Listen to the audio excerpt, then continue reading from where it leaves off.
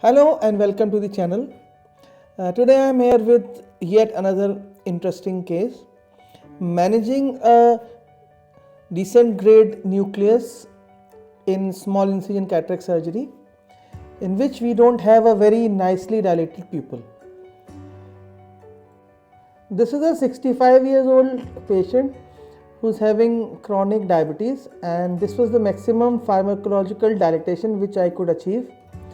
And the pupil size in this case is about 4.5 to 5 millimeters. And let's see how I manage this case. SICS in small pupils is also a difficult thing because if we have a small pupil, then we tend to have a small capsular excess, and eventually it's really very difficult to just get the nucleus out through a small rhexis. So let's begin. By this time 2 side ports have been made.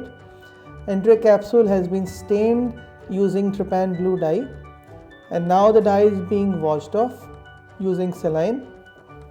Here I am also using phenocane to just help me dilate the pupil. Now I am using 1.4 sodium hyaluronate to aid me in some visco dilatation. Still, after instilling sodium hyaluronate, I just could get about 5 millimeters, and here I am doing some stretch pupilloplasty using 2 ball Sinski hooks. I am doing in 2 quadrants.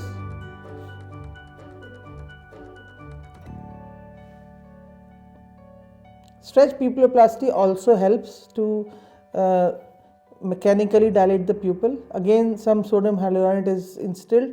Now I have got about 6 millimeters of the pupil, and which would be decent enough.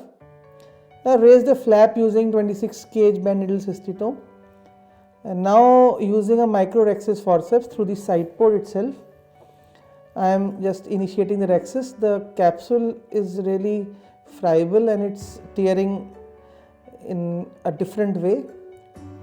Nonetheless, I started the rhexis, and along the margin of the dilated pupil, which is about 5.5 to 6 millimeters, I am aiming to have a decent size capsular rhexis. At any point of time, I don't want to have a small rhexis which would trouble me in removing the nucleus in subsequent steps. Again, the flap is grabbed with that micro rhexis, and along the margin of the dilated pupil, sometimes below the dilated pupil margin, I am just moving the rhexis slowly, and now I am towards the end and I've got a decent size rhexis. Once you have a decent size rhexis, and in case the pupil tends to come down during the surgery, then there is very less chances of holding the rhexis margin with any of your instruments, be a Sinski hook or any wire rotator or anything, because eventually the rhexis would be bigger than the size of the pupil. So that is the idea of making a large rhexis in small pupils also. Now is the time to do some cautery. Peritomy has already been done. Some bleeders would be just taken care of. Doing some light cautery just to get rid of these bleeding vessels. In my early days, I used to struggle a lot with these small pupils SICS because many of the times I used to have a small rhexis and things would become very difficult. So I just thought of posting this video. Frown incision has been made, half to partial 1/3 depth. Now using a crescent blade, I am just going to mark the incision ends and make a scleral tunnel.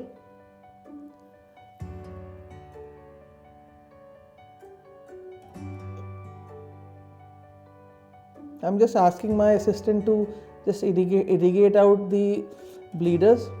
So now I am entering into the cornea about 1.5 millimeters. The bevel of the crescent blade is slightly turned upwards along the contour of the cornea. Here I am making side pockets left side. Now extending the scleral tunnel towards the right side. My assistant is constantly irrigating the area so that I can see well. Eye surgery is also a game of having a good scrub technician, scrub assistant. So the tunnel has been made. A nice tunnel, trapezoid shape has been made. Now using a 2.8 keratome, I am going up to the anteriormost end of the tunnel and just opening the tunnel. With the blood vessel, one can see there is some blood along the incision wound where I am cutting. So we can see that I am cutting almost parallel to the limbus and cutting while moving. So doing some hydrodissection, and the moment I did some hydrodissection, the pupil again came down to about 4.5 to 5 millimeters. So that was the idea what I had talked before, that if we have a large rhexis, then we don't have to worry, because inadvertently we can hold the anterior capsular margin while removing the nucleus, and then we can have a zonal dialysis.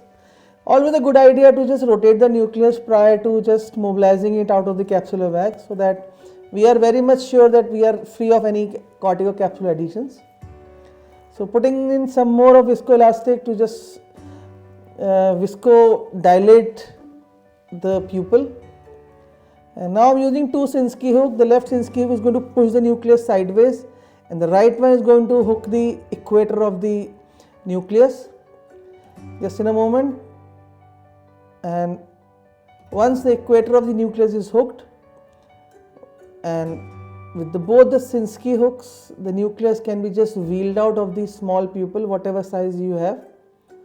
And this is a decent grade nucleus, about NS3 to NS4. So now I am instilling some viscoelastic HPMC both front and behind the nucleus.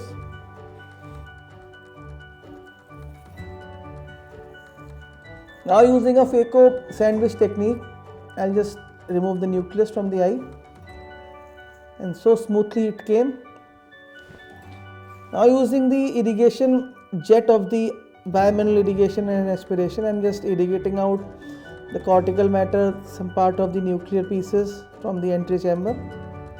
In these kind of nucleus we don't have much of cortical matter, still I am going to remove it, whatever is there in the eye.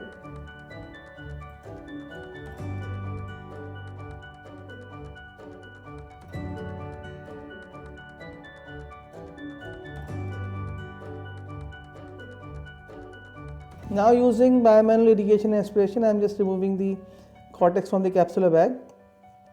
If we have a very good tunnel and which is self-sealing, we can just use this bimanual irrigation aspiration at a decent vacuum, about 300 to 350, and the chamber would be very stable. So already stable as it can be seen. And with this bimanual irrigation aspiration, it's a good idea to just remove from all 360 degree, and very less chances of catching the PC because the chamber is always tight. Small fibers are there which will be removed in a moment, and here we go. The capsular bag is very clean now, and hands are switched. Some part of the cortex from the other side is also removed, and just checking. That's it. I feel the cortex is out. Now is the time to implant the intraocular lens. The capsular bag is being filled with 1.4 sodium hyaluronate. Part of anterior chamber is also filled. Here I will be implanting a foldable hydrophobic spheric monofocal intraocular lens, and here it goes. I prefer using the injector system because it is more controlled than you doing it manually. That is personal preference, one can do either way. Reading haptic goes into the capsular bag. Again, I am going to put in some viscoelastic to make some space, because when we have big wound, visco just leaks out. And now I am going to dial the trailing haptic into the capsular bag by holding the optic haptic junction. That's it, the lens is well centered into the capsular bag. And now is the time to remove the viscoelastic. I'll just remove majority of the viscoelastic using only the irrigation jet of the bimanual irrigation and aspiration. First from behind the intraocular lens, then from the front. Remaining viscoelastic is now being removed. It's an edited video, and care is taken to highlight the important aspects of the whole surgery. The lens is well centered, as can be evident by the 3 Purkinje images of the microscope. So the visco is out. So now the side ports have been hydrated. I prefer to close the wound using one 10-0 nylon suture, which will be done in just a moment. And this I was sitting superiorly, and this wound would create some against the rule astigmatism. So just to counteract the against the rule astigmatism, I am going to put one 10-0 nylon suture in the center. This case was done about 2 months back, and post-operatively the patient had astigmatism of about 0.75. He was very happy, and one 10-0 nylon suture has been put.